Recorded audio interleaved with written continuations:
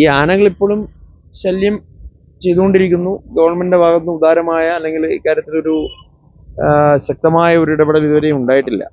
കാരണം നമ്മൾ മനസ്സിലാക്കേണ്ട ഒരു യാഥാർത്ഥ്യം, മിനിയാന്ന് ഈ പറയപ്പെടുന്ന സുരേഷിന്റെ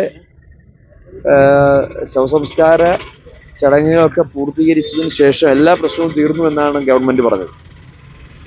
മന്ത്രിതല യോഗം കൂടി, ഒന്നുമല്ല 2 തവണ കൂടി. പക്ഷെ 2 തവണയും കൈക്കൊണ്ട തീരുമാനം ഒന്ന് തന്നെയാണ്. പക്ഷെ ഇതുവരെയും ഫലപ്രാപ്തിയിലെത്തിയിട്ടില്ല. ഇന്നലെ രാത്രി എനിക്ക് കിട്ടുന്ന വിവരം ഗ്രാൻഡ് സ്ലാൻഡ് എന്ന് പറയുന്ന പ്രദേശത്ത് ഈ സുരേഷിനെ കൊന്ന ആന തന്നെ ഇന്നലെ വിളയാട്ടം നടത്തിയെന്നുള്ളതാണ്. അപ്പൊ ഇവർ എന്ത് തരത്തിലുള്ള സർവൈലൻസ് ആണ്, ഏത് തരത്തിലുള്ള പ്രവർത്തനങ്ങൾക്കാണ് ഇവർ നേതൃത്വം കൊടുക്കുന്നത് എന്നുള്ളത് മനസ്സിലാകുന്നില്ല. അതുകൊണ്ട് സമരരംഗത്ത് അടിയുറച്ചു നിൽക്കുക എന്നുള്ളതാണ് ആ ഒരു തരത്തിൽ തന്നെയാണ് ഞാനിപ്പോഴും തീരുമാനിച്ചിട്ടുള്ളത്.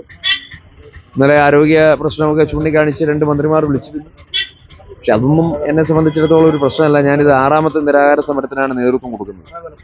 ജില്ലയിലെ തന്നെ 3ാമത്തെ ജനകീയ വിഷയം ഏറ്റെടുത്തുകൊണ്ടാണ് ഇത്തരത്തിലുള്ള സമരത്തിന് നേതൃത്വം കൊടുക്കുന്നത്. മുല്ലപ്പെരിയാർ പ്രശ്നത്തിലും ഭൂപതിവ് നിയമവുമായി ബന്ധപ്പെട്ട വിഷയങ്ങളിലും നിരാഹാര സമരത്തിന് നേതൃത്വം കൊടുത്തിരുന്നു. ഇത് 3ാമത്തേതാണ് ജില്ലയിലെ തന്നെ പ്രശ്നത്തിന്റെ പേരിൽ.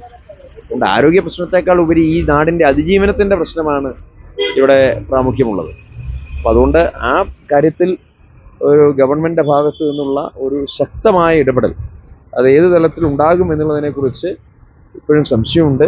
ആ ശക്തമായ ഇടപെടൽ ബോധ്യപ്പെട്ടാൽ നമുക്ക് സമരം അവസാനിപ്പിക്കുന്നതിനെ കുറിച്ച് ആലോചിക്കാം. പക്ഷേ അങ്ങനെ ഉണ്ടാവുന്നില്ല എന്നുള്ളത് ഏറെ ദൗർഭാഗ്യകരമാണ്.